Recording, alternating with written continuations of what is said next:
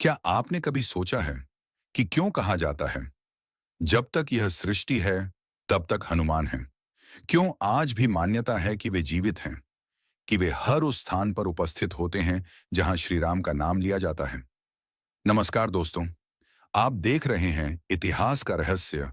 आज की कथा केवल एक पौराणिक प्रसंग नहीं है, बल्कि यह भक्ति, वेदना और दिव्य कृपा की ऐसी गाथा है जो हृदय को भीतर तक स्पर्श कर देती है। तो आइए चलते हैं उस युग में जब धरती पर देवताओं का प्रभाव था और एक बालक अपनी अनजानी शक्तियों के साथ किष्किंधा की पर्वतमालाओं में खेल रहा था। माता अंजना की गोद में जन्मा वह बालक साधारण नहीं था।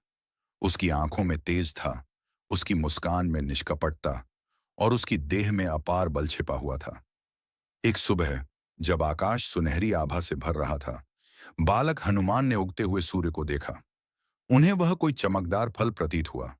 बाल सुलभ उत्साह में वे आकाश की ओर उछले और उछलते ही गए, बादलों को चीरते हुए, देवताओं के लोक तक पहुंचते हुए। देवगण विस्मित थे।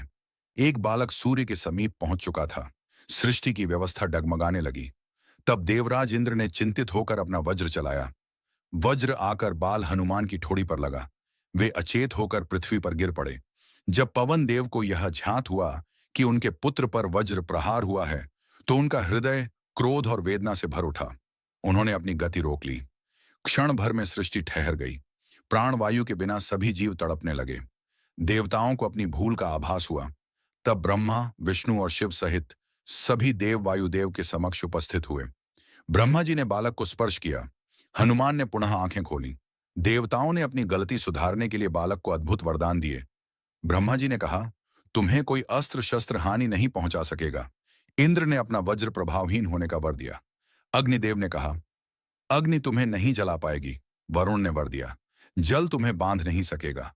यमराज ने आशीर्वाद दिया, तुम्हें अकाल मृत्यु नहीं होगी। सूर्यदेव ने ज्ञान और तेज प्रदान किया। और अंत में सभी देवताओं ने मिलकर कहा, हे पवन पुत्र, जब तक धर्म की ध्वजा इस संसार में लहराती रहेगी, तुम इस पृथ्वी पर विचरण करोगे, तुम चिरंजीवी रहोगे। यही वह क्षण था जब हनुमान केवल एक शक्तिशाली वानर नहीं रहे, वे बन गए अमर भक्त। लेकिन मित्रों, उनकी अमरता का असली कारण केवल वरदान नहीं था। वह था उनकी निष्काम भक्ति, उनका अहंकार रहित हृदय, उनका संपूर्ण जीवन प्रभु श्री राम को समर्पित करना। कहा जाता है, जहां राम कथा होती है, वहां अदृश्य रूप में हनुमान अवश्य उपस्थित होते हैं। उनकी अमरता शरीर की नहीं, भक्ति की अमरता है। और भक्ति कभी नहीं मरती। इस कथा से हमें क्या सीख मिलती है? कि शक्ति का अर्थ अभिमान नहीं, बल्कि सेवा है। और सच्ची भक्ति व्यक्ति को समय और मृत्यु से भी परे ले जाती है। अगर आपको यह कथा हृदय को स्पर्श कर गई हो, तो वीडियो को लाइक अवश्य करें, चैनल को सब्सक्राइब करें, ताकि ऐसी प्रेरणादायक कथाएं आप तक पहुंचती रहें। और कमेंट में जय श्री राम लिखकर अपनी आस्था व्यक्त करें। सृष्टिकर्ता ब्रह्मा ने बाल हनुमान को केवल पुनर्जीवन ही नहीं दिया, बल्कि उन्हें ऐसा आशीर्वाद भी प्रदान किया कि कोई भी अस्त्र या शस्त्र उन्हें हानि न पहुंचा सके। किंतु उस आशीर्वाद के साथ एक अद्भुत विधान भी जोड़ा गया। उन्होंने कहा, हे वायुपुत्र, तुम्हारी सामर्थ्य असीम है, परंतु अभी तुम्हारी आयु कोमल है, इसलिए तुम्हें अपनी शक्तियों का बोध नहीं रहेगा। जब धर्म संकट में होगा और समय पुकारेगा, तब कोई तुम्हें तुम्हारे वास्तविक स्वरूप का स्मरण कराएगा। यह निर्णय दंड था या संरक्षण? शायद दोनों का संगम। इस प्रकार हनुमान अपनी दिव्य क्षमताओं को विस्मृत कर साधारण वानर के रूप में जीवन व्यतीत करने लगे। फिर भी उनके अंतर्मन में एक अनकही तड़प बनी रहती, जैसे कोई पहचान, कोई सत्य उनसे दूर छूट गया हो। काल चक्र घूमता रहा। वे युवावस्था में प्रवेश कर सुग्रीव के विश्वस्त सहयोगी बने। परंतु भाग्य का सबसे महत्वपूर्ण क्षण तब आया जब ऋष्यमूक पर्वत पर उनकी दृष्टि प्रथम बार राम और लक्ष्मण पर पड़ी। सुग्रीव ने उन्हें ब्राह्मण का रूप धारण कर उन दोनों से वार्ता करने भेजा। जैसे ही हनुमान ने राम के दर्शन किए, उनके हृदय में एक अव्यक्त कंपन हुआ। वह व्यक्तित्व अलौकिक था। मुख पर तेज, नेत्रों में करुणा और वाणी में अद्भुत सौम्यता। और जब श्री राम ने उन्हें आलिंगन दिया, उस क्षण हनुमान को लगा मानो वे अपनी असली शरण में लौट आए हों। राम ने मुस्कुराकर कहा, तुम्हारा रूप भले साधारण हो, पर तुम्हारे भीतर विलक्षण बल और बुद्धि छिपी है। हनुमान ने विनम्रता से उत्तर दिया, प्रभु, मैं तो एक सामान्य सेवक मात्र हूं, राम ने संकेत दिया। समय तुम्हें तुम्हारा सत्य स्वयं दिखाएगा। वह घड़ी शीघ्र ही आ पहुंची। सीता की खोज करते हुए वानर दल समुद्र तट तक पहुंचा। अथाह जलराशि देखकर सभी निरुत्साहित हो उठे। तभी जामवंत ने हनुमान को संबोधित किया। पवन नंदन, तुम अपनी क्षमता को पहचानो। यह कार्य तुम ही कर सकते हो। उन शब्दों ने मानो सुप्त अग्नि को प्रज्वलित कर दिया। स्मृति की परतें खुलने लगीं। उन्हें अनुभव हुआ कि वे साधारण नहीं, दैवी शक्ति से संपन्न हैं। उन्होंने पर्वत शिखर पर चढ़कर अपना आकार विराट कर लिया। धरती कांपी, वृक्ष झुके और उन्होंने एक प्रचंड गर्जना के साथ समुद्र लांघने का संकल्प किया। मार्ग में सुरसा ने परीक्षा ली। हनुमान ने बुद्धिमत्ता से उसे संतुष्ट किया। लंका के द्वार पर लंकिनी ने रोका, पर उनके पराक्रम के आगे वह भी परास्त हुई। अंततः अशोक वाटिका में उन्होंने जनक नंदिनी को देखा। सीता की व्यथा देखकर उनका हृदय करुणा से भर गया। वे वृक्ष पर बैठकर रामकथा का गान करने लगे, जिससे सीता का ध्यान उनकी ओर गया। जब उन्होंने राम की मुद्रिका प्रस्तुत की, सीता के नेत्र अश्रुपूर्ण हो उठे। उन्होंने कहा, तुम्हारी भक्ति अनुपम है। तुम और राम एक दूसरे के बिना अधूरे हो। ये शब्द हनुमान के जीवन का सत्य बन गए। उन्हें ध्यात हुआ, उनका अस्तित्व सेवा है, उनका श्वास राम है। इसके बाद उन्होंने लंका में अपने साहस का परिचय दिया। रावण के दरबार में जाकर उन्होंने निर्भीक संदेश सुनाया। क्रोधित राक्षसों ने उनकी पूंछ में अग्नि लगा दी, पर वही अग्नि अन्याय के अंत का कारण बनी। हनुमान ने उसे दंड में नहीं, साधन में बदला। क्षण भर में स्वर्णमयी लंका ज्वालाओं से घिर उठी, और इस प्रकार एक विस्मृत शक्ति ने अपने उद्देश्य को पहचान लिया। भक्ति से जागी शक्ति और शक्ति से सुरक्षित हुआ धर्म। यह प्रसंग उस समय का है जब माता जानकी के निवास स्थान को छोड़ दें, तो यह पवन पुत्र की सामर्थ्य का पहला विराट परिचय था। उन्होंने सिद्ध कर दिया कि जब सत्य और मर्यादा की रक्षा का प्रश्न उठता है, तब वे किसी भी शक्ति से टकराने का साहस रखते हैं। लंका युद्ध में उनका योगदान केवल बल का नहीं, बल्कि बुद्धि और समर्पण का भी था। उन्होंने श्री राम की सेना में उत्साह का संचार किया और कई निर्णायक क्षणों में परिस्थितियों की दिशा ही बदल दी। जब इंद्रजीत के प्रहार से लक्ष्मण अचेत होकर भूमि पर गिर पड़े और समूचे शिविर में निराशा छा गई, तब आशा की किरण बनकर हनुमान आगे आए। वैद्य ने हिमालय की द्रोणागिरी पर्वतमाला से संजीवनी लाने को कहा। बिना समय गंवाए वे आकाश मार्ग से निकल पड़े।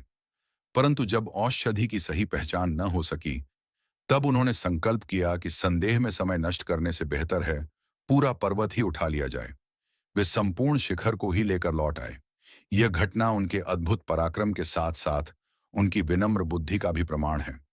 जहां शक्ति अपार थी, वहीं अहंकार का नामो निशान नहीं।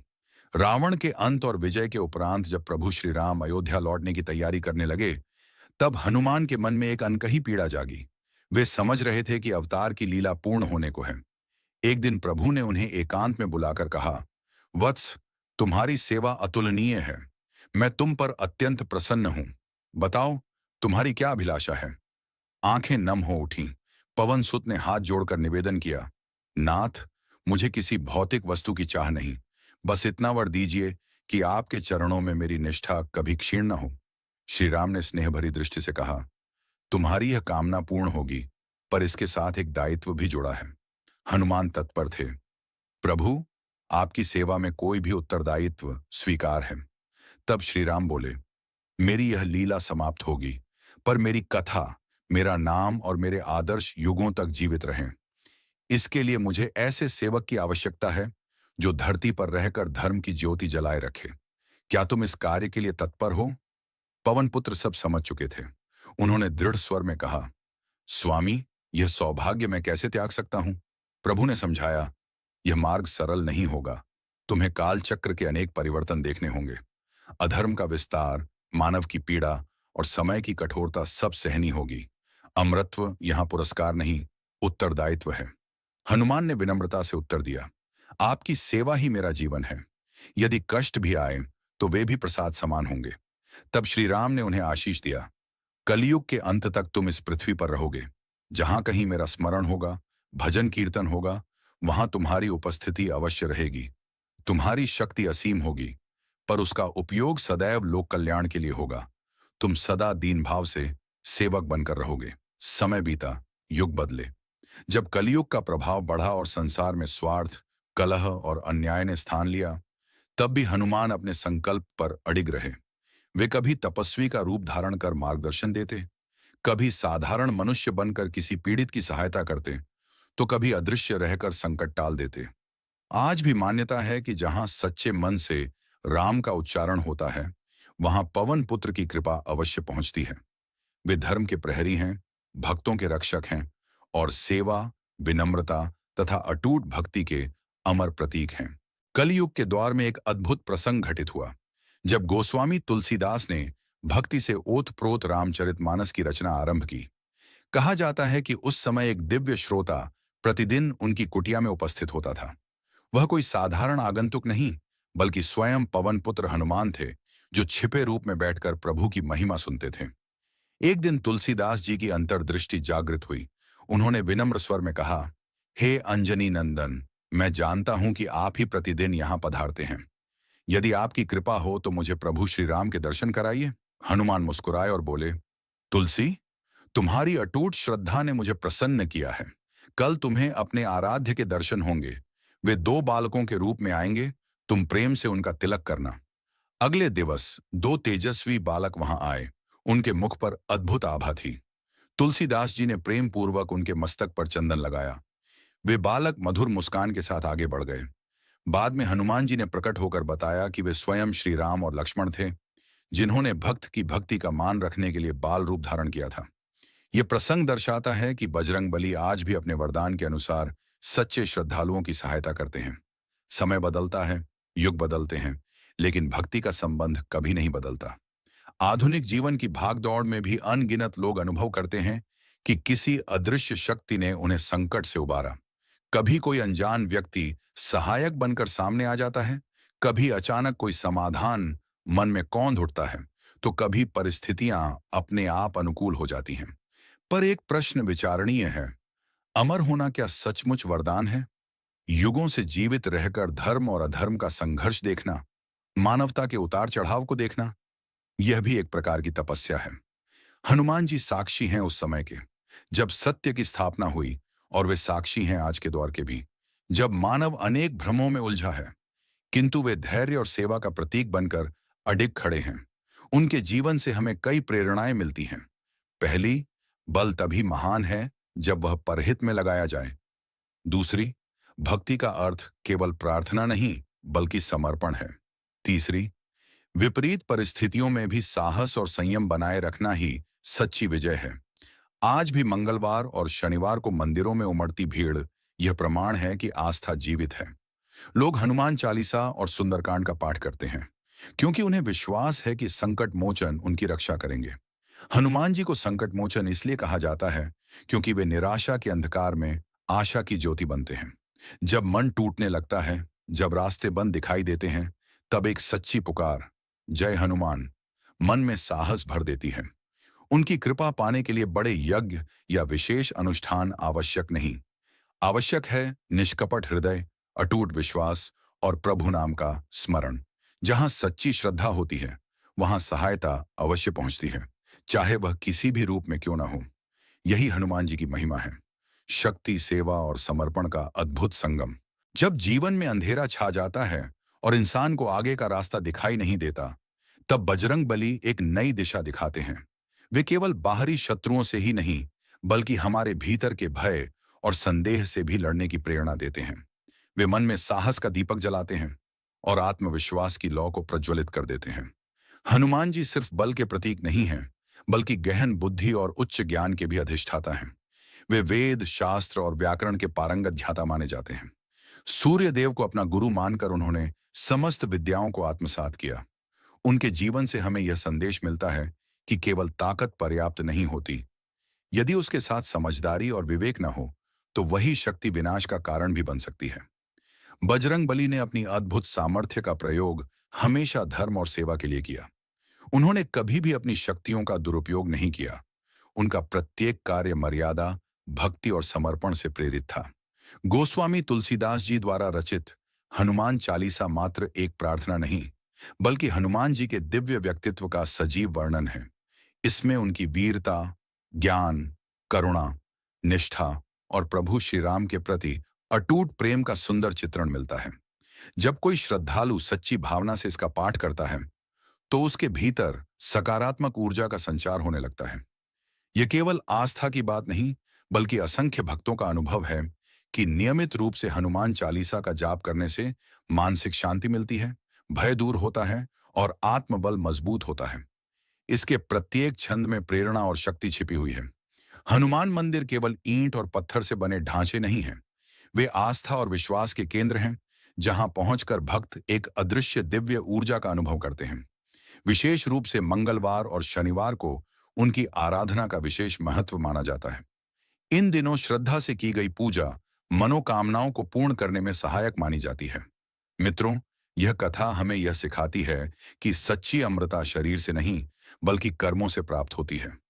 हनुमान जी की अमृता उनके त्याग, सेवा और निस्वार्थ समर्पण का परिणाम है। वे आज भी हर उस व्यक्ति के हृदय में जीवित हैं जो निष्कपट भाव से उन्हें स्मरण करता है। जब भी जीवन में कठिन परिस्थितियां आएं, जब हर रास्ता बंद होता हुआ प्रतीत हो, तब श्रद्धा से बजरंगबली का नाम लीजिए।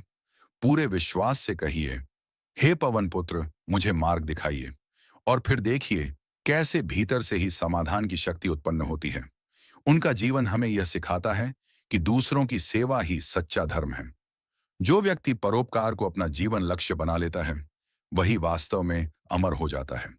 अंत में आप सभी से निवेदन है कि अपने जीवन में हनुमान जी के आदर्शों को उतारने का प्रयास करें। विनम्रता, साहस, ज्ञान और सेवा भाव को अपनाएं। ईश्वर का स्मरण करते रहें और सकारात्मकता फैलाते रहें। यदि यह प्रस्तुति आपको प्रेरणादायक लगी हो, तो इसे अपने मित्रों और परिवारजनों के साथ अवश्य साझा करें। अपने विचार कमेंट में जरूर लिखें। आप सभी का हृदय से धन्यवाद। जय बजरंगबली, जय श्री राम।